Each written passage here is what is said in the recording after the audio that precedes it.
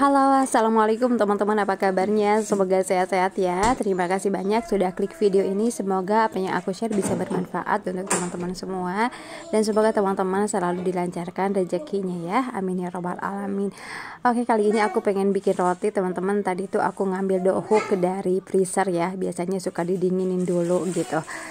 Jadi ini cara aku bikin roti teman-teman. Ini bahan-bahannya ya, sama aku ditulis aja. Jadi teman-teman, untuk mempertahankan suhu roti biar tetap dingin pada saat di mixer, walaupun nanti sampai kalis itu tetap dingin, jadi aku mempergunakan ada bahan-bahan yang dingin ya. Termasuk tadi dohuknya aku taruh di dalam freezer sebentar gitu. Nah ini tepungnya aku masuk ya, 500 gram. Jadi aku mau ngadoninnya itu 500 gram, setengah kilo tepung terigu ya. Oke, sekarang gula putih masuk ya, 120 gram.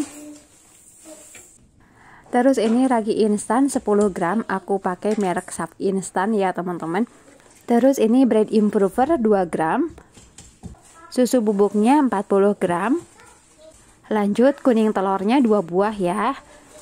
Terus ini whipping creamnya udah dibekuin teman-teman ya, sebanyak 50 gram.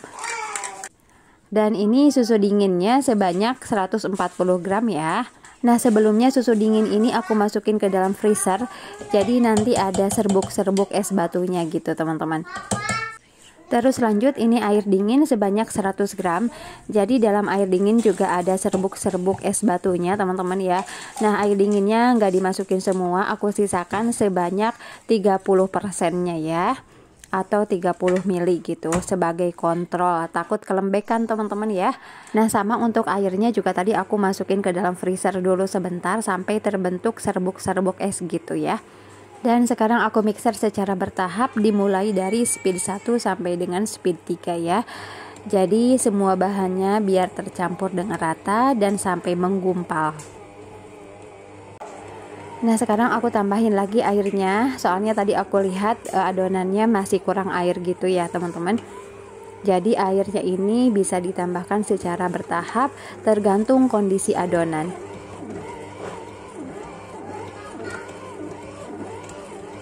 Nah setelah semua adonannya menggumpal, sekarang aku tambahkan butter teman-teman. Butternya ini sebanyak 60 gram ya. Terus lanjut aku kasih mentega putih sebanyak 10 gram. Terus lanjut aku juga kasih untuk pelembab roti sebanyak 10 gram. Nah pelembab roti ini bisa diganti dengan kuning telur teman-teman ya, sebanyak 2 buah. Tapi kalau kita mau menambahkan kuning telur lagi untuk pengganti pelembab roti, kita harus mengurangi jumlah air sebanyak jumlah kuning telur yang ditambahkan. Jadi di gram aja teman-teman ya, ditimbang aja kuning telurnya.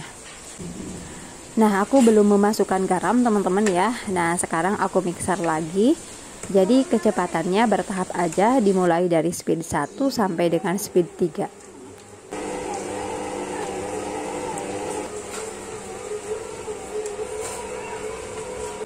Nah sekarang aku udah menaikkan kecepatan sampai speed 3 teman-teman ya. Ini speed maksimal untuk adonan yang berat, adonan roti sama donat.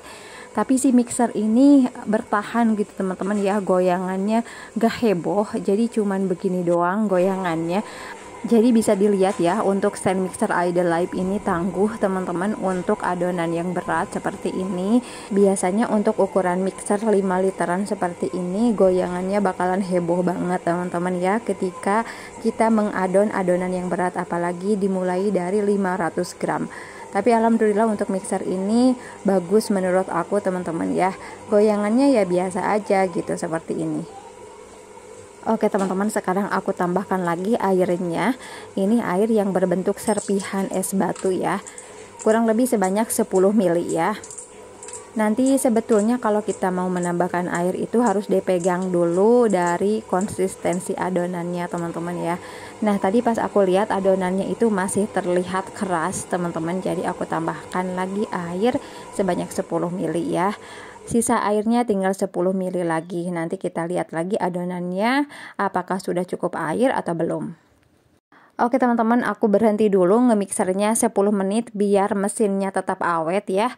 Jadi teman-teman, setiap 10 menit biasanya aku berhenti dulu untuk istirahat ya. Diistirahatin sekitar 1-2 menitan. Jadi ditaruh di freezer biar kondisinya tetap dingin gitu. Nah ini aku udah istirahatin ya. Oke teman-teman, lanjut aku nge-mixer lagi. Sekarang mau ditambahin garam ya, karena kondisinya udah setengah kalis. Dan sekarang aku mixer lagi bertahap teman-teman ya, dimulai dari speed 1 sampai dengan speed 3 ya.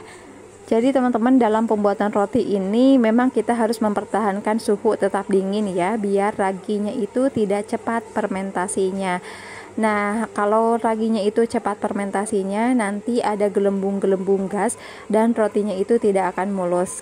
Terus jangan sampai adonannya panas teman-teman, karena kalau panas nanti ikatan glutennya bisa rusak. Kalau ikatan glutennya rusak, nanti si rotinya itu tidak akan kokoh dan adonannya nanti sulit ditanganin. Nah kalau adonannya terlanjur hangat, kita harus buru-buru masukin ke freezer sekitar 15 menitan teman-teman, ditaruh di freezer ya. Setelah itu boleh dimixer lagi. Nah teman-teman bisa lihat ya, untuk mixernya ini kokoh saat mengadon. Untuk adonan yang berat seperti ini, teman-teman bisa lihat adonannya berputar seperti itu ya. Terus yang aku suka dari mixer Idelive EL221A ini, whisknya itu hampir menyentuh dasar bowl teman-teman ya. Jadi kalau kita mau nge-mixer kue, adonan kuenya akan cepat mengembang. Nah teman-teman, untuk link pembelian dari stand mixer Idelive ini aku taruh di bawah judul video ini ya, beserta apa aja yang aku pakai untuk bikin roti. Jadi teman-teman bisa cek aja langsung link belinya di sana ya. Oke teman-teman, sekarang aku pengen ngecek kekalisan dari adonannya ya. Ini udah 20 menit aku mixer. Nah ini adonannya sudah kalis tapi belum elastis teman-teman ya. Pada saat direnggangkan ini mudah robek. Oke, sekarang aku akan mixer lagi kurang lebih 3-5 menitan ya teman-teman. Nah ini udah 5 menit aku mixer teman-teman. Sekarang kita cek lagi untuk tingkat kekalisannya ya. Nah ini adonannya sudah halus teman-teman ya, setelah 25 menit aku mixer. Dan kondisinya ini masih dingin loh teman-teman adonannya. Jadi ini bagus banget ya. Oke teman-teman, kita rentangkan ya. Nah seperti ini teman-teman bisa lihat, ini tidak mudah robek untuk adonannya ya. Berarti ini udah kalis elastis. Nah teman-teman bisa lihat kalau adonan udah kalis elastis itu tidak menempel lagi di dasar bowlnya ya. Jadi ini benar-benar halus teman-teman, dan pada saat diangkat juga udah ringan. Dan adonan roti yang bagus itu cenderung agak lembek teman-teman, tapi jangan terlalu lembek ya. Ini tuh akan membuat rotinya jadi lembut. Nah teman-teman bisa lihat ya, adonannya ini benar-benar mulus dan pada saat aku pegang ini lembut banget gitu. Oke, setelah aku bulatin akan aku istirahatkan selama 10 menit. Dan selanjutnya akan aku tutup dengan kain bersih seperti ini ya. Dan ini setelah diistirahatkan 10 menit akan aku bagi dua teman-teman. Sebelumnya akan aku timbang dulu ini, terus nanti akan dibagi dua dengan besaran yang sama ya. Nah setelah dibagi dua, satu bagiannya akan aku taruh di freezer teman-teman, untuk suatu saat aku bikin roti lagi ya.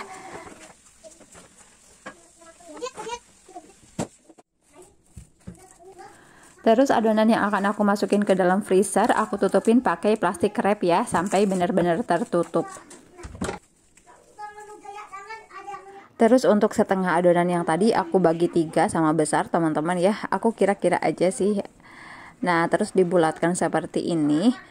Nanti setelah semuanya dibulatkan akan aku istirahatkan lagi selama 10 menit. Nah ini setelah 10 menit diistirahatkan. Jadi kenapa harus diistirahatkan? Biar gampang dibentuknya teman-teman ya. Nah selanjutnya akan aku gilas. Jadi menggilas ini harus kuat teman-teman ya. Diusahakan gelembung-gelembung gas itu harus terbuang semuanya gitu, biar nanti rotinya jadi mulus ya. Nah ini aku gilas lagi, yang satunya lagi. Dan selanjutnya akan aku olesin dengan pasta coklat teman-teman ya. Nah seperti ini aja, diratain pakai sendok ya sampai merata ke seluruh permukaannya. Dan akan aku tutupin lagi. Jadi ini aku akan bikin 3 layer ya. Dan di atasnya ini akan aku kasih pasta coklat lagi. Sebelumnya aku gilas dulu. Biasanya itu suka ada gelembung-gelembung gas yang keluar lagi teman-teman. Jadi ya diusahakan digilas lagi gitu ya, sampai gelembung-gelembungnya itu terbuang semuanya. Nah ini ditutup lagi dengan adonan yang satunya lagi. Kita tutup sampai rapat teman-teman ya. Sekarang dirapihin. Nah selanjutnya digilas lagi ya, untuk memastikan tidak ada gelembung gas teman-teman ya. Harus terbuang semua gelembung gasnya. Nah selanjutnya akan aku bentuk. Pertama-tama aku rapiin dulu ya. Terus aku iris dengan cutter pizza atau pisau pizza seperti ini ya. Terus sekarang tiap bagian akan aku bentuk seperti ulir seperti ini ya. Nah untuk cara ngebentuknya mudah banget teman-teman ya. Bisa dilihat aja secara keseluruhan seperti ini. Nah selanjutnya akan aku gulung. Jadi aku bikin roti manis yang ukuran besar ya.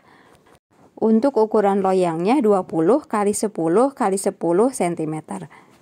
Nah sekarang akan aku proofing sampai mengembang 2-3 kali lipat ya. Dan sekarang aku persiapkan ovennya. Aku pakai oven Idealife yang 35 liter teman-teman, dengan kapasitas sebesar ini tapi low watt ya teman-teman. Ini untuk tiap heaternya cuman 450 watt aja, jadi total 900 watt ya, tergantung penggunaannya. Nah ini dia untuk rotinya udah mengembang 3 kali lipat. Dan sekarang aku akan preheat untuk ovennya. Aku preheat di 190 derajat Celcius api atas, dan api bawahnya 195 derajat Celcius ya. Nah yang paling aku suka karena tombol-tombolnya ini lengkap banget teman-teman ya. Udah ada api atas bawah, udah ada yang plus blower gitu, jadi terpisah-pisah ya. Plus ada yang roti serinya juga. Nah buat teman-teman yang kepengen nonton review dari oven ini, aku taruh linknya di atas ini ya. Nah sekarang aku panggang di bagian rak tengah ya. Untuk suhunya sendiri sama dengan suhu preheat.